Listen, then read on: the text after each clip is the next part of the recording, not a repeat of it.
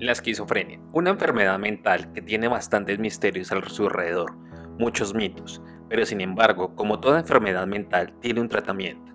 Hoy, en nuestro podcast hablaremos de los tratamientos de intervenciones terapéuticas para la esquizofrenia. Bienvenidos.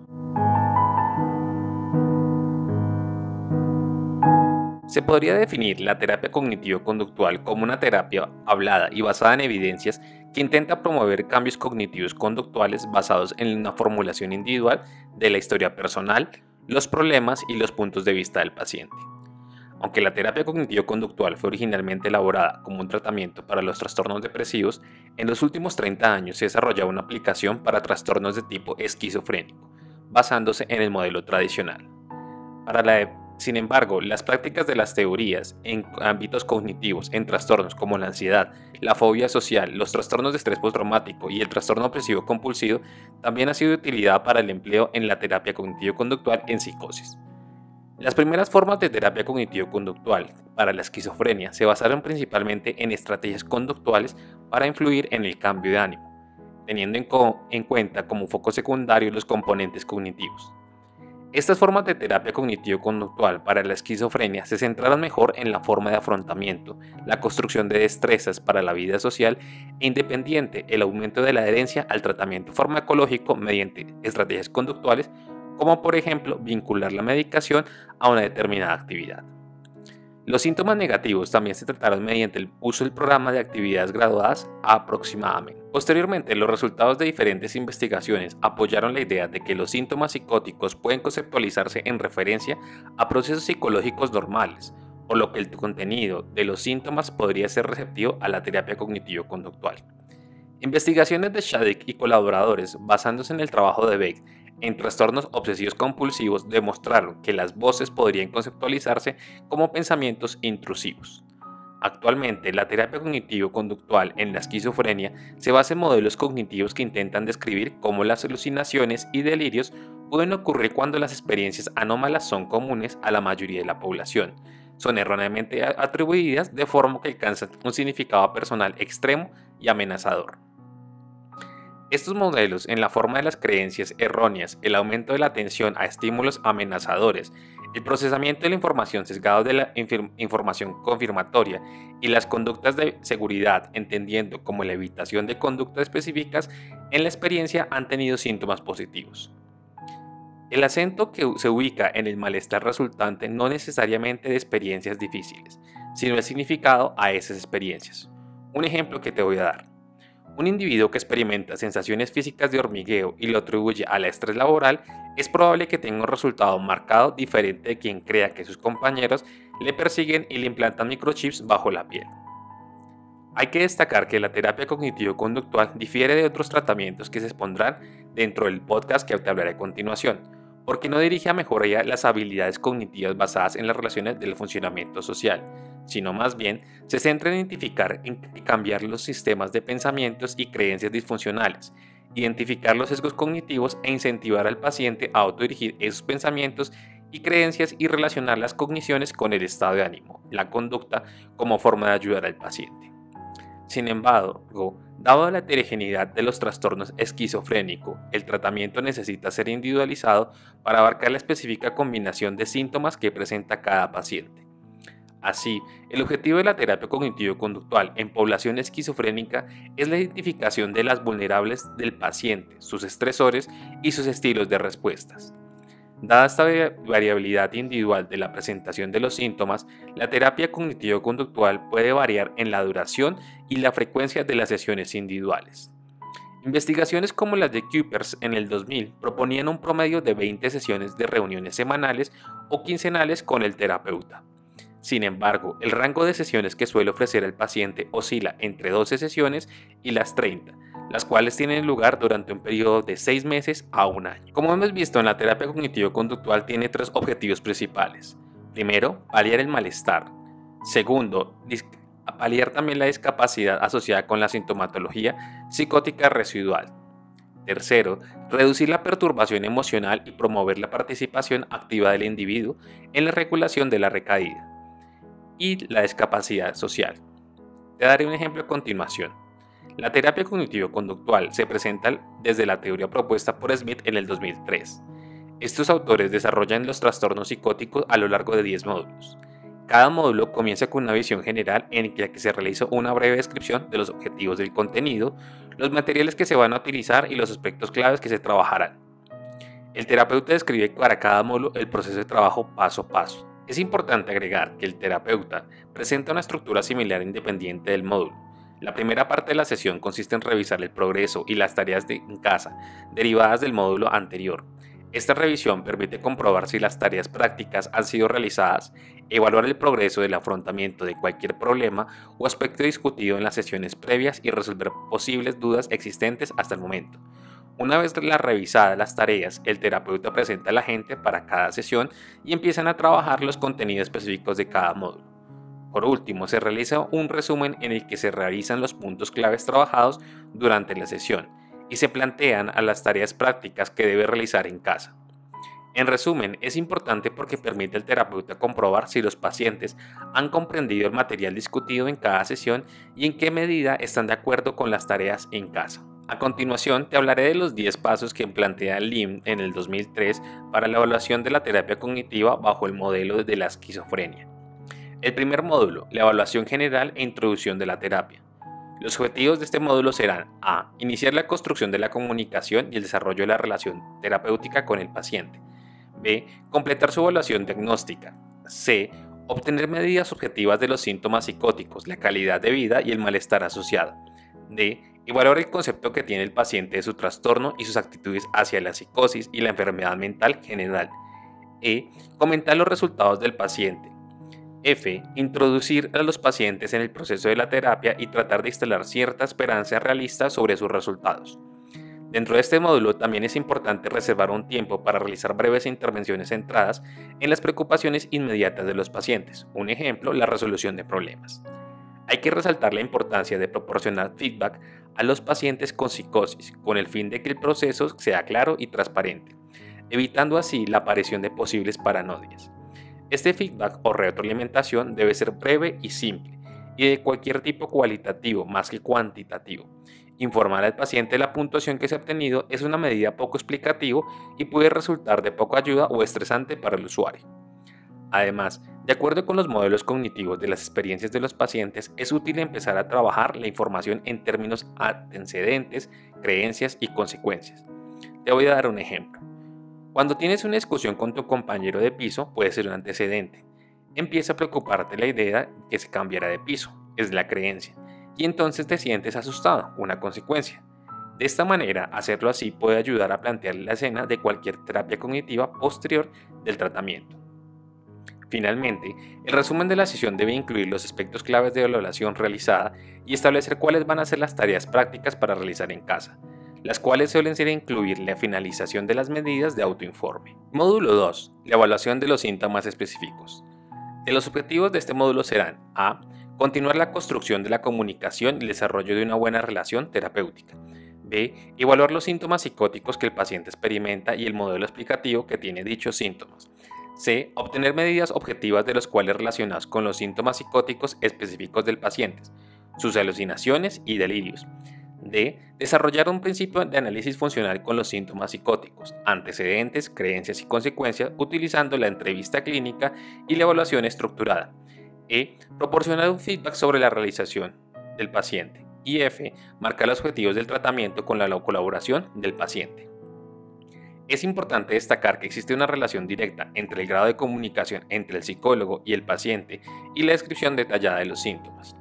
Así, este módulo debe llevarse a cabo en un contexto de compromiso y comunicación, por lo que la prioridad debe centrarse en la comunicación de una buena comunicación y la relación terapéutica en lugar de recoger información debe ser de manera empática y rápida. Al igual que en el módulo 1, es necesario disponer del tiempo durante las sesiones de evaluación para poder realizar intervenciones breves centradas en aquellas preocupaciones inmediatas de los pacientes. Respecto a los objetivos de terapia, se pretende llegar a un acuerdo con el paciente sobre el número determinado de objetivos o metas o tratamientos que sean específicos, mesurables, realistas y consistentes con sus capacidades en aproximación. Un ejemplo que te daré. Vamos a colocarnos el objetivo de no volver a oír voces jamás. Quizás esto no pueda ser una meta realista para un paciente con alucinaciones auditivas persistentes. Sin embargo, sentir menos miedo a que oya las voces puede ser una meta que puede ser realista. O también ser capaz de afrontar mis voces lo suficiente como para volver a trabajar. Estas pueden ser unas metas ya más realistas, más específicas para un paciente con esquizofrenia. Una vez que se han establecido los objetivos, se le pide al paciente que le anote en una hoja llamada Objetivos de la terapia. En esta hoja se le anotan los objetivos seleccionados, se va a registrar el grado de consecución de los objetivos que avanza el tratamiento. Se le explica a este que va a ser el guión de la terapia y que se irá examinando durante las sesiones a medida que el tratamiento avance. También se anima a los pacientes que vayan revisando por mismos durante el tratamiento y mencionar cualquier cambio que sienta que va a ocurrir en esta fase. Como final de esta fase, se debe incluir cuáles han sido los puntos claves de evaluación, los objetivos elegidos para el tratamiento, las tareas prácticas que consistirían en completar las medidas de autoinforme, la autoobservación de los síntomas específicos y la revisión de hoja de objetivos de terapia. Módulo 3. El establecimiento de compromiso con la terapia. Ese módulo tiene como objetivos principales los siguientes. A. Continuar la construcción de una buena comunicación y relación terapéutica. B. Reforzar las estrategias de afrontamiento que utilizan los pacientes. C. Incrementar la adhesión a la terapia psicológica utilizando estrategias motivacionales durante las entrevistas psicológicas. Al inicio del módulo se revisa qué ha realizado el paciente durante los 2 primeros ensayos y se repasan las tareas para la casa del módulo anterior y también se resuelven aquellas dudas que hayan podido surgir. Una vez hecha la revisión, se inicia con el contenido propio del módulo. Aumentar y reforzar las estrategias de afrontamiento activas que presenta el paciente y forman parte de su repertorio. También se hace hincapié en su habilidad para afrontar los síntomas. Así, durante esta fase trabajaremos los siguientes puntos. A. Averiguar cuáles son las estrategias de afrontamiento que utiliza el paciente cuando, ejemplo, escucha una voz, qué hace la persona o cómo actúa. Al principio puede ser difícil diferenciar las estrategias utilizadas de las útiles a las no útiles.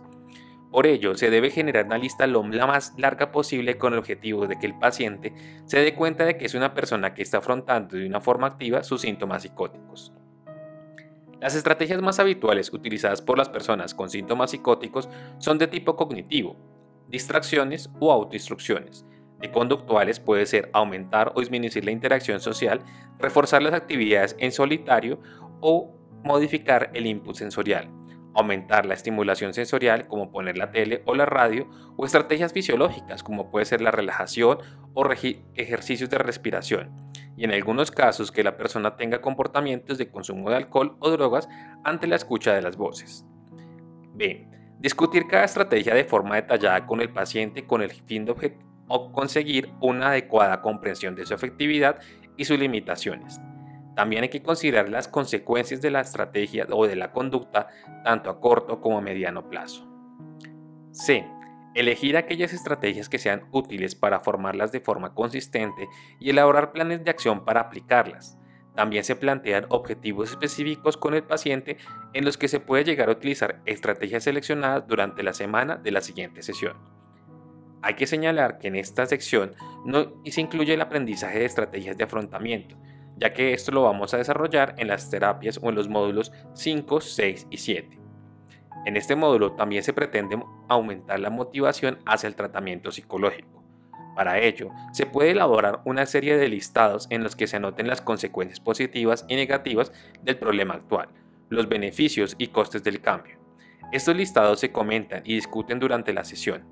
Al finalizar un recordatorio de las estrategias de afrontamiento más útiles y de los beneficios identificados más importantes, así como las tareas que se establecen en una serie de lecturas sobre la psicosis y la práctica de las estrategias de afrontamiento seleccionadas. Módulo 4. La psicoeducación. Los objetivos de este módulo serán: A. Proporcionar a los pacientes información sobre la psicosis y sus síntomas.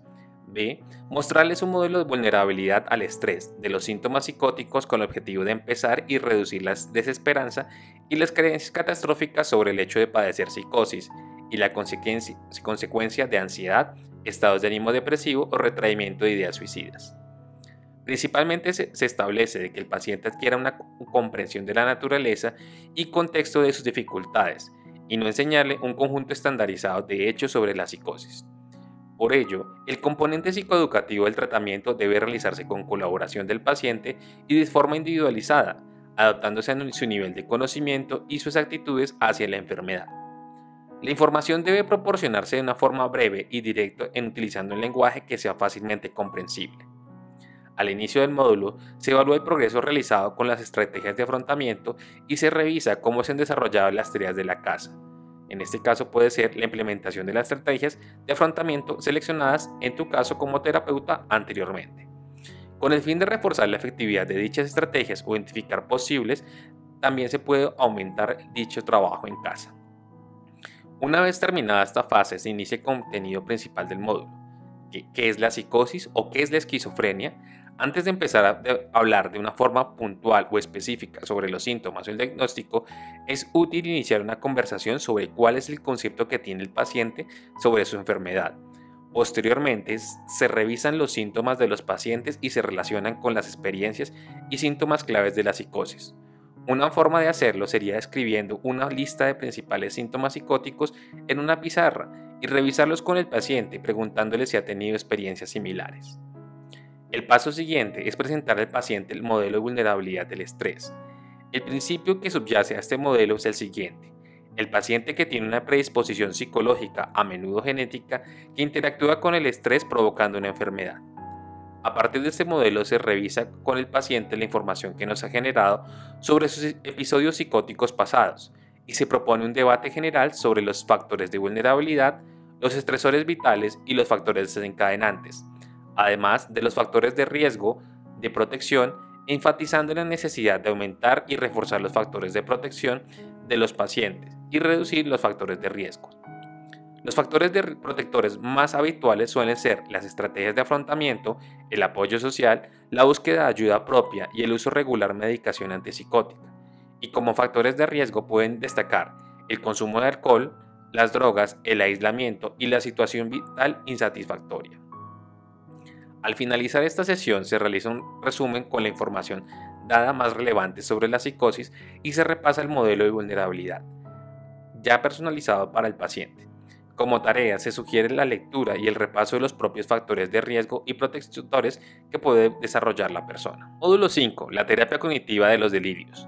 Los principales objetivos del módulo 5 van a ser a. Mostrar a los pacientes cómo son sus creencias y pensamientos y cómo influyen en los pensamientos y capacidad de afrontamiento. B. Explorar la evidencia a favor y en contra de sus creencias delirantes. C. Facilitar al paciente el diseño y puesta en práctica de experimentos conductuales de evaluación de sus creencias delirantes.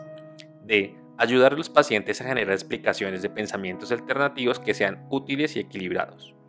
Al inicio del módulo se revisará la comprensión del paciente de su enfermedad psicótica y se comenta cualquier duda o problema al respecto. A continuación, se van a desarrollar los módulos del objetivo.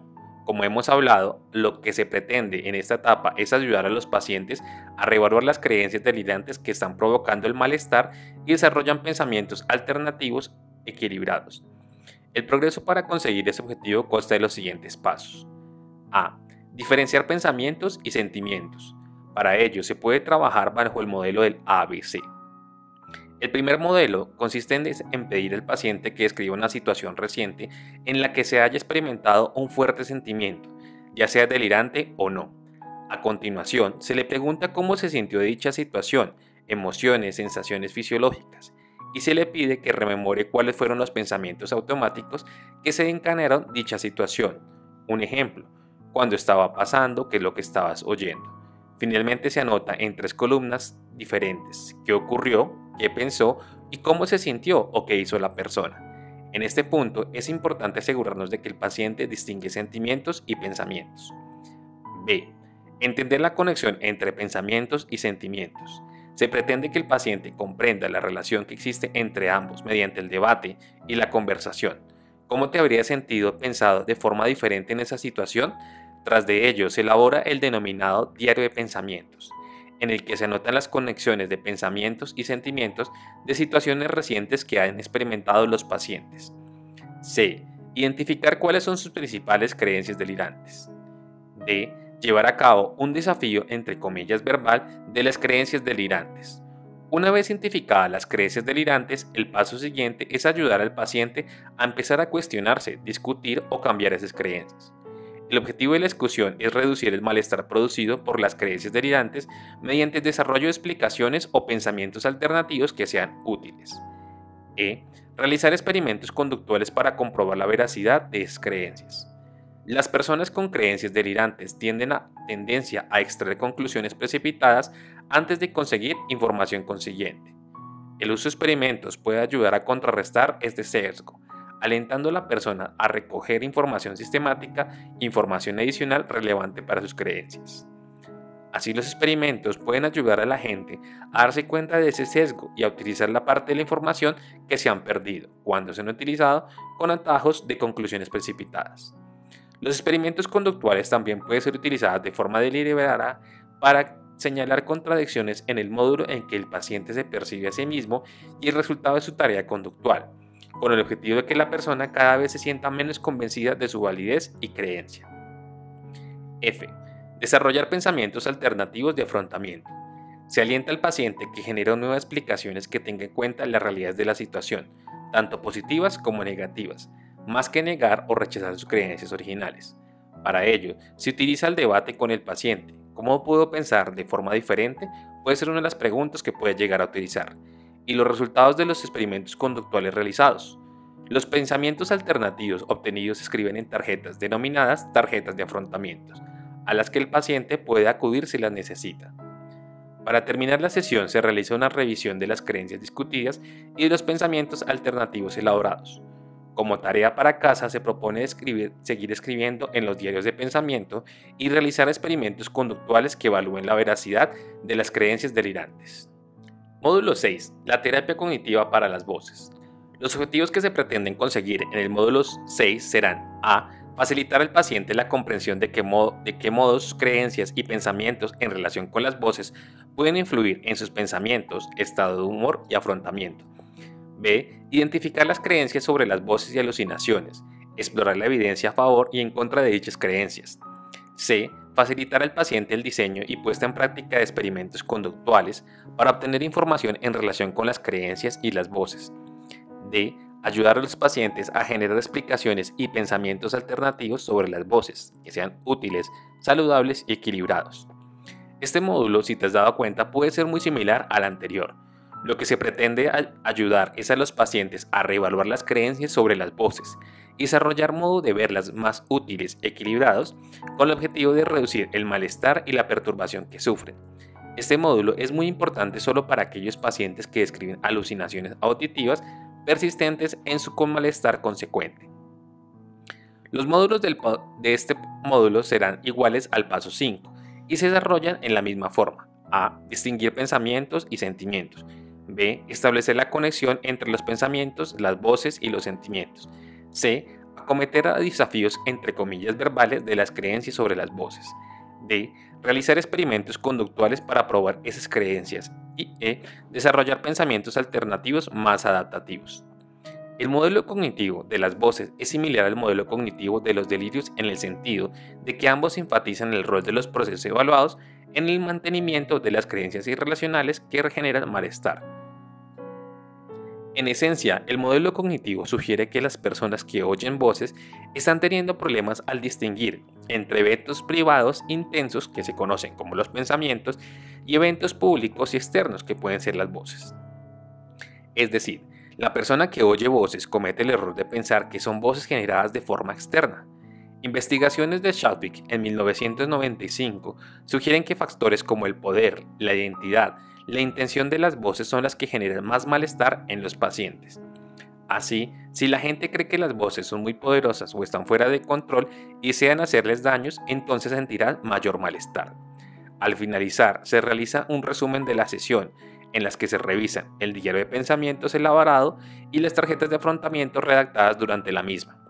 Como las tareas que se proponen para la casa, se puede desarrollar diario de pensamientos con los experimentos conductuales. Módulo 7. Entrenamiento en habilidades conductuales.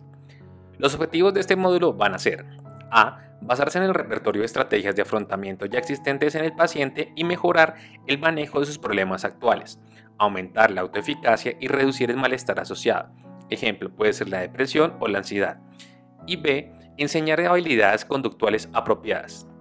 Al iniciar la sesión se evalúa el proceso realizado con el paciente en el desafío de sus creencias irracionales y se revisan las tareas propuestas en el módulo anterior, el diario de pensamiento y los experimentos conductuales de cómo se ha desarrollado y cómo los ha trabajado.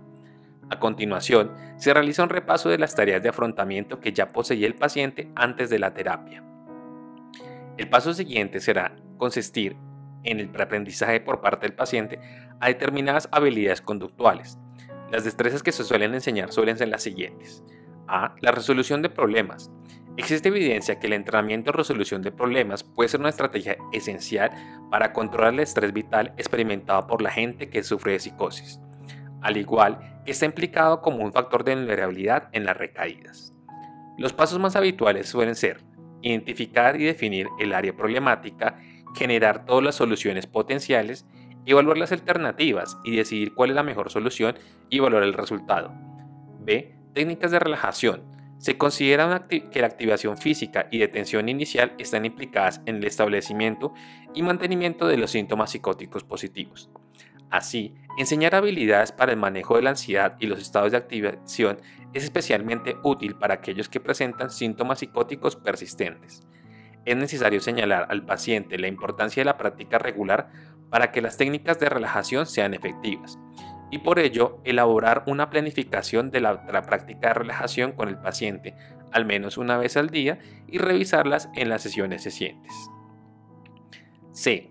Programación de actividades.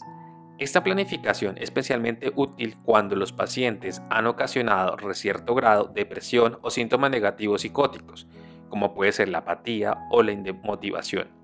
Independiente de la causa, se pretende que la persona aumente su nivel de actividad.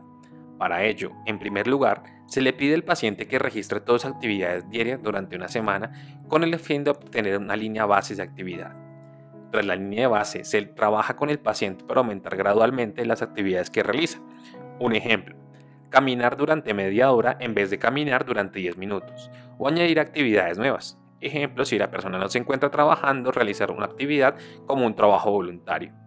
Es esencial que el paciente, el que haga la selección de las actividades, en la medida que sean relevantes y apropiadas.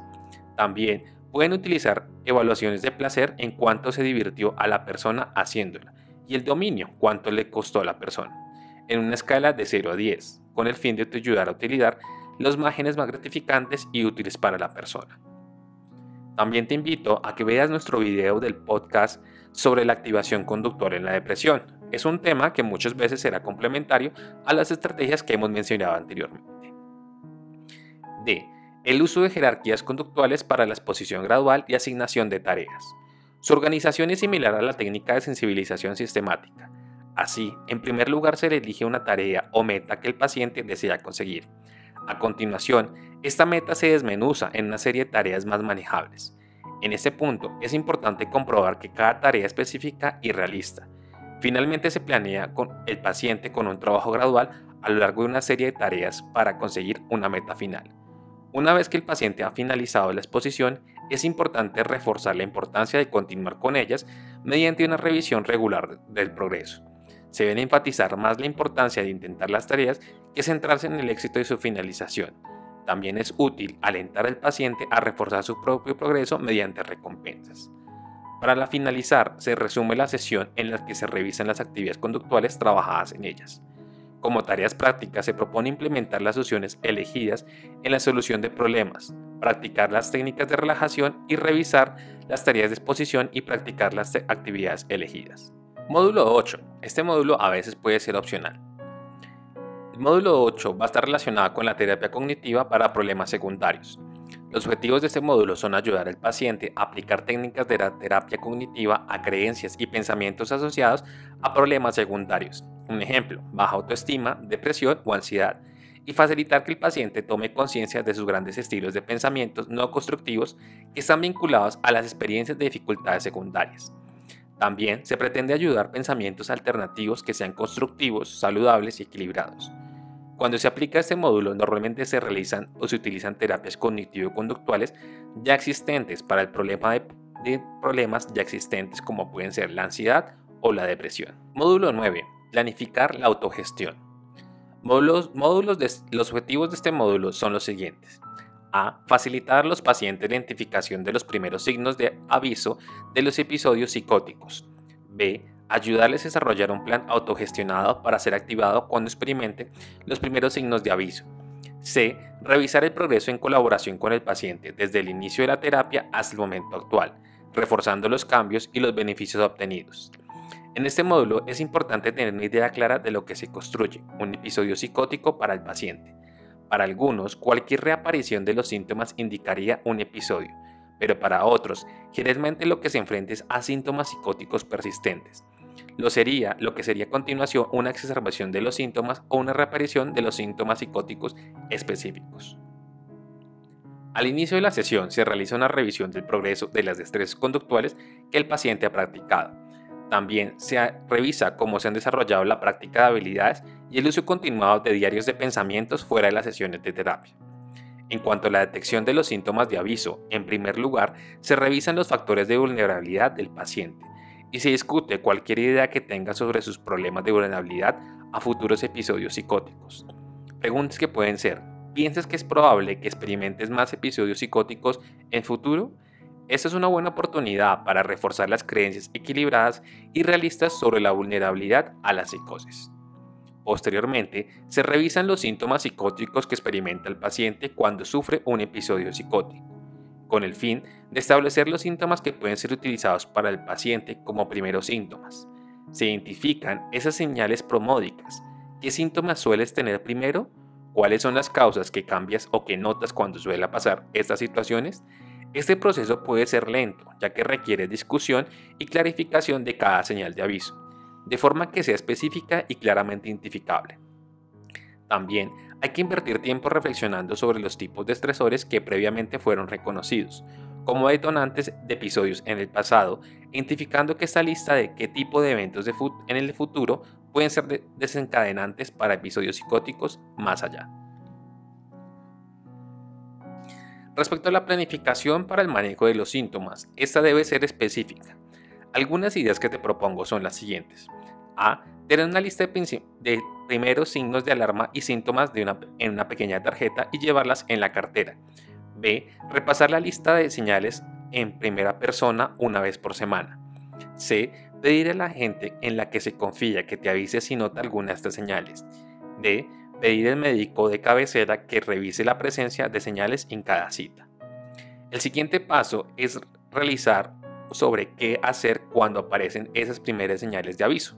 Los primeros tipos de planes que suele establecer a menudo se incluyen algunos de los siguientes elementos. A. Acceder a apoyo psicosocial, pedir ayuda a amigos o familia, comunicar a la gente cuando ha notado las primeras señales de alarma y qué podrían hacer en caso de estas situaciones.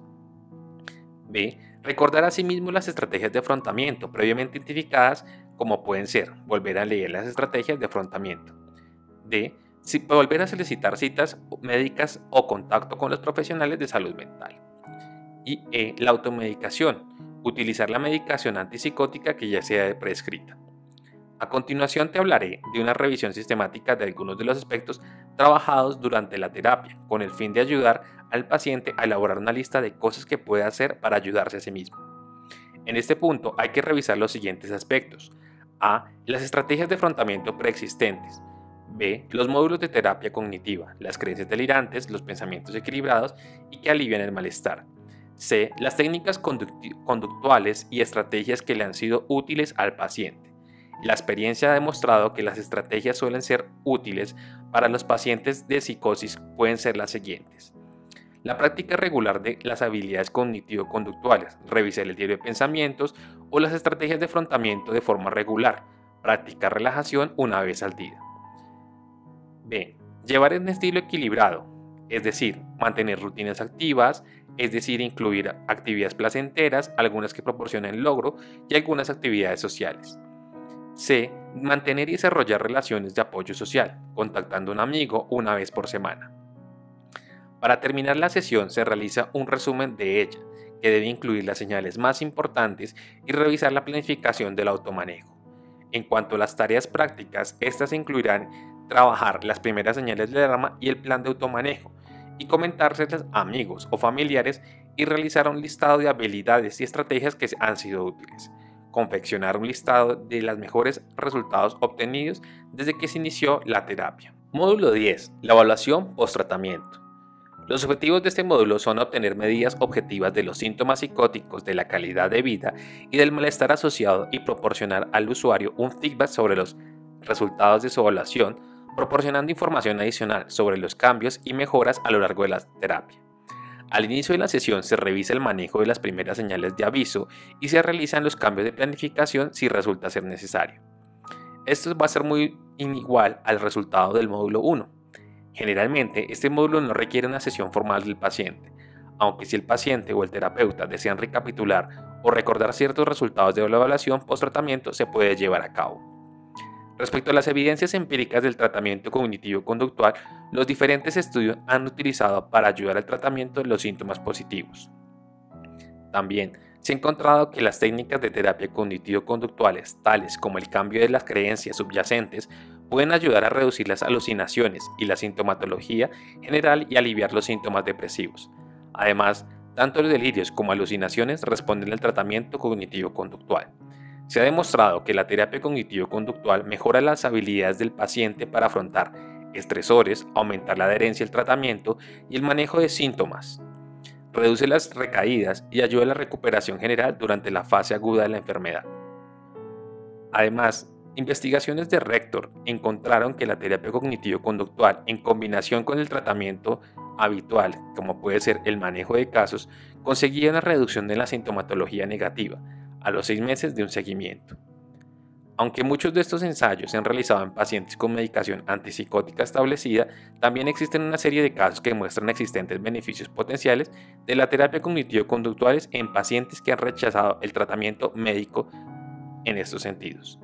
La terapia cognitivo-conductual puede mejorar el funcionamiento incluso cuando los síntomas no se hacen, razón por la cual es un elemento consistente en la recuperación y complementando de la medicación antipsicótica. Estos resultados generales han motivado para que la terapia cognitivo-conductual para trastornos psicóticos haya llegado a un tratamiento estructurado que sean externalizados. Aunque algunos estudios sugieren que más beneficios en el tratamiento de la psicosis de severidad media o moderada que en aquellos pacientes que presentan un riesgo elevado de conversión o sintomatología severa. Hemos llegado al final de nuestro podcast. Te agradecemos que te hayas tomado todo el tiempo completo para escucharlos. No olvides también dejar tus comentarios, son de vital importancia para seguir mejorando día a día nuestros contenidos. No olvides seguirnos en nuestras redes sociales como son Facebook, Twitter, LinkedIn e Instagram. Nos veremos en una próxima ocasión. Hasta pronto.